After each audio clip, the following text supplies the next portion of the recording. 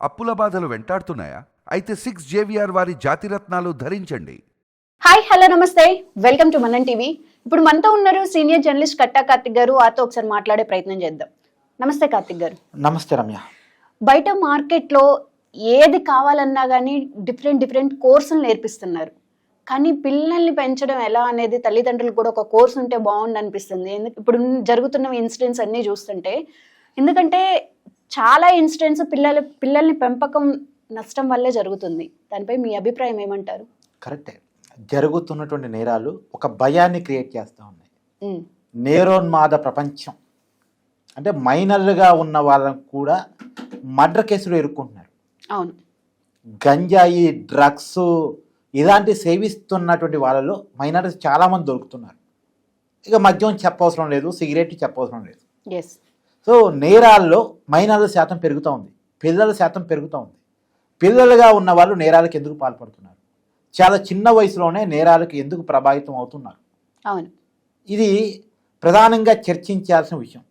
అంటే నిజానికి ఇక్కడున్న మైనర్లను మనం తప్పట్టడం కంటే, పిల్లలను తప్పట్టడం కంటే వాళ్ళ పెంపక పద్ధతులను తప్పట్టడం కరెక్ట్. అంటే పెంచే విధానం, అవును, వాళ్ళకి చదువు. నిజానికి కార్పొరేట్ ప్రపంచం వచ్చిన తర్వాత చదువు అనేది మార్కులకి ర్యాంకులకి పరిమితం అయిపోయింది. ఎక్కువ మార్కులు వస్తే, ఎక్కువ ర్యాంకులు వస్తే వాళ్ళు ఏదో మంచి చదువు చదివినట్టు, అది రాకపోతే చదవనట్టు అర్థం వచ్చేపడింది. కాబట్టి ర్యాంకుల కోసం, మార్కుల కోసం పరిగెడుతున్నారు తప్ప విలువల కోసం, నిజమైన జ్ఞానం కోసం పరుగు తీయట్లేదు. కనీసం సబ్జెక్ట్ అర్థం చేసుకోవట్లేదు. నిజానికి వాళ్ళు కేవలం క్లాస్ పుస్తకాలు, ఎగ్జామ్స్ కోసం మాత్రం చదువుతున్నారు. దాంట్లో ఉన్న విషయాన్ని, సారాంశాన్ని మెదడులోకి వెళ్ళట్లేదు. అది పైగా ఈ మధ్య మొబైల్ ప్రపంచం ఒకటి బాగా వచ్చేసింది, సోషల్ మీడియా ప్రపంచం. ఈ ఇన్స్టాగ్రాము, ఫేస్బుక్, యూట్యూబ్ ఇవి బాగా అని జియో వచ్చిన తర్వాత వచ్చినటువంటి కల్చర్ ఇది.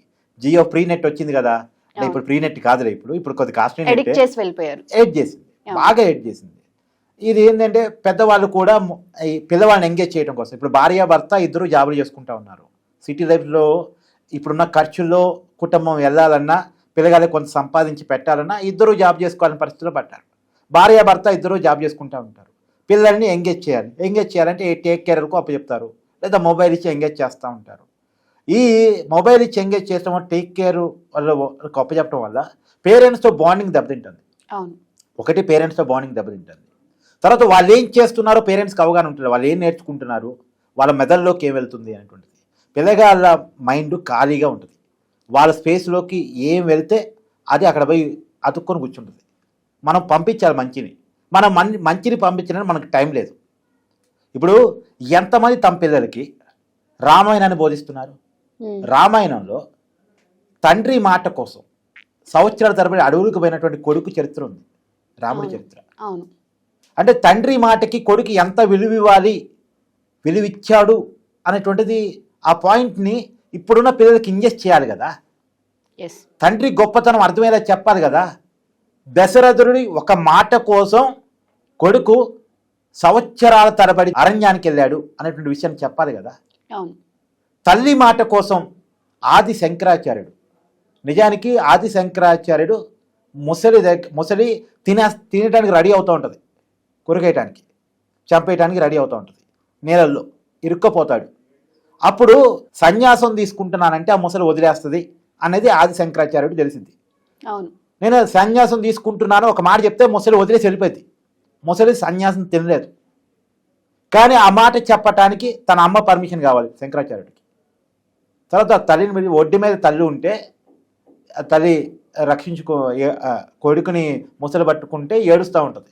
అప్పుడు శంకరాచార్యుడు తల్లిని అడుగుతాడు, అమ్మ నేను సన్యాసం తీసుకుంటానని అనబోతున్నాను, నీ పర్మిషన్ కావాలి దానికి అని చెప్పేసి, నేను సన్యాసం తీసుకోబోతున్నాను, నీ పర్మిషన్ కావాలని.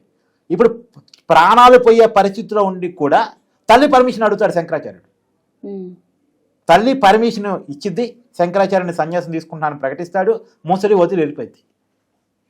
ఆ తల్లి తన చివరి కోరిక ఏంటో శంకరాచార్యుడు చెప్పింది, నేను చనిపోయే ముందు నా ముందు కృష్ణుడు ఉండాలి, నువ్వు ఉండాలి.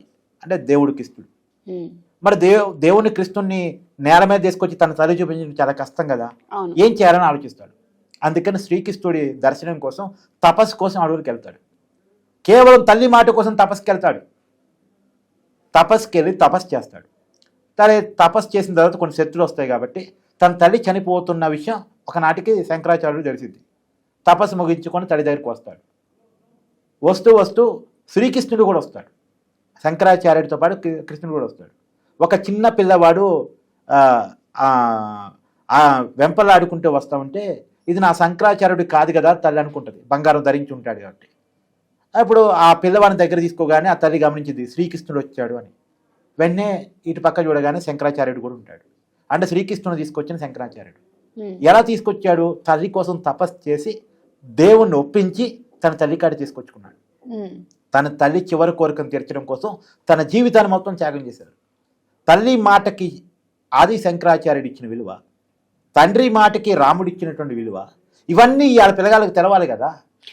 ధర్మం పక్కన ఇంకొక మాట కూడా, ధర్మం పక్కన నించుంటే 5గురు అయినప్పటికీ కూడా 100 మందిని కూడా జయించవచ్చు అని మహాకురుక్షేత్ర యుద్ధం బోధిస్తూ ఉంది.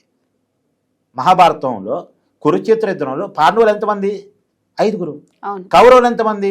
100 మంది. కానీ ఎవరు గెలిచారు? 5గురు ఉన్న పాండవులు గెలిచారు. ఎందుకు గెలిచారు? ధర్మం పక్కన నించున్నారు కాబట్టి.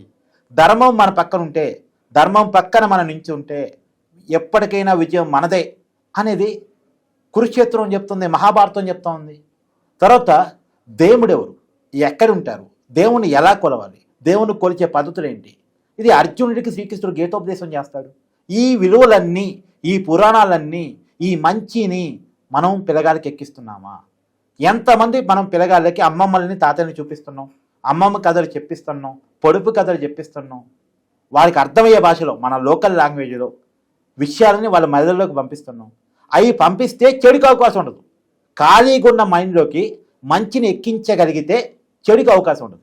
నువ్వు ఏమి ఎక్కించో మొబైల్ ఇచ్చి వదిలేస్తావు, ఆ మొబైల్ చెడు నేర్పేస్తుంది, అది వాడు మనసులోకి వెళ్ళిపోయింది. నేరం ఎలా చేయాలో అది చెప్పింది, ట్రెండింగ్లో ఎలా ఉండాలో అది చెప్పింది, ఇప్పుడున్నటువంటి లైఫ్ స్టైల్ని అది బోధిస్తుంది. ఇప్పుడున్న లైఫ్ స్టైల్ ట్రెండింగ్ తగ్గట్టు వాడు తయారైపోంటా పోతాడు. దానికోసం వాడు అంటే వీళ్ళ మానాన్ని వీళ్ళేదో వాడి కోసం కూర పెడదామని కింద మీద పడి ప్రయత్నం చేస్తుంటారు. కానీ వాడి మనం వాడి చెడుగా పెరుగుతాడు. వాడి వల్ల వీళ్ళకి ప్రమాదమే, వాడి కెరీర్కి ప్రమాదమే, వాడి వల్ల సమాజానికి ప్రభావమే. కాబట్టి నేను ఏమంటున్నానంటే పిల్లల్ని కంటే వాళ్ళకి టైం ఇవ్వండి, వాళ్ళ పెరుగుతున్న గమనాన్ని పరిశీలించండి, ఎప్పటికప్పుడు రివ్యూ చేసుకోండి. వాళ్ళు ఏం చేస్తున్నాడు, ఏం మాట్లాడుతున్నాడు, ఎలా ప్రవర్తిస్తున్నాడు, ఎవరితో మాట్లాడుతున్నాడు, ఎవరితో స్నేహం చేస్తున్నాడు, వాడు పోతున్న పద్ధతులు ఏంటి, వాడు చదువుకున్న చదువు ఏంటి, దాంట్లో ఏం నేర్చుకుంటున్నాడు, ఏం నేర్చుకోవట్లేదు. నేను మళ్ళీ చెప్తున్నా, పిల్లగాళ్ళ కెరీర్కి మార్కులకి ర్యాంకులకి సంబంధం లేదు. ఇది కేవలం కార్పొరేట్ కాంపిటీషన్ సిద్ధాంతం మాత్రమే. ఎందుకు మార్కులు ర్యాంకులు అంటే ఏ స్కూల్లో చేరాలన్న దానికోసం ఒక 2 విద్యాసంస్థలు నా కాడ ఎక్కువ మార్కులు వస్తున్నాయి, ఇక్కడ నా కాడ ఎక్కువ మార్కులు వస్తున్నాయని పోటీ పెట్టుకొని ఈ మార్కులు ర్యాంకులు కలిసి నీ మనసులోకి ఇంజెక్చేసాయి. నువ్వు ఇది మర్చిపో. నిజానికి ఇవాళ టాప్లో ఉన్నటువంటి సత్యనారాయణ నుంచి మొదలుపెట్టి సుందర్ పిచ్చాయి నుంచి మొదలుపెట్టి ఇప్పుడు లోకల్లో ఉన్నటువంటి IAS IPS వరకు ఎవరూ ర్యాంకర్ స్టూడెంట్స్ కాదు. ఇవాళ రాష్ట్రాన్ని ఏలుతున్నటువంటి వ్యక్తులు కానీ, దేశాన్ని ఏలుతున్న నరేంద్ర మోడీ గారు కానీ వాళ్ళెవరూ కూడా ర్యాంకర్స్ కాదు. ఇలా ఎలా దేశాన్ని ఏలగలుగుతున్నారు? దేశాన్నే పరిపాలిస్తున్నారు కదా. దేశానికి రాజులు, రాష్ట్రానికి రాజులు అయిన ఎవరి చరిత్రను తీసుకో, వాళ్ళెవరూ ర్యాంకర్స్ కాదు. వాళ్ళు జ్ఞానాన్ని నేర్చుకున్నారు, చదువులో విజ్ఞానాన్ని నేర్చుకున్నారు, వాళ్ళు ఎలా ఉండాలి ఎలా ఉండకూడదో నేర్చుకున్నారు. అది నువ్వు పిల్లగాళ్ళకి నేర్పాలి. వాళ్ళని ర్యాంకుల ఊబిలోకి నెట్టేసి వాళ్ళని దాంట్లో నుంచి ఉరికించేసి మంచికి చెడుకి విశేషణ లేకుండా పెంచేసి వాస్తవాన్ని బోధించకుండా, ఉన్న దాంట్లో ఎలా బతకాలో బోధించకుండా, ఎవరితో ఎలా ప్రవర్తించారో తెలియకుండా, కనపడుతున్న తల్లిలో తండ్రిలో గురువులో దైవం ఉన్నాడనేటువంటి విషయాన్ని బోధించకుండా, వాస్తవాన్ని తెలపకుండా వాడిని పెంచితే రేపు సంఘ విద్రోహ శక్తిగా తయారయ్యేటువంటి అవకాశం ఉంటుంది. రైట్. థ్యాంక్ యూ కార్తిక్ గారు.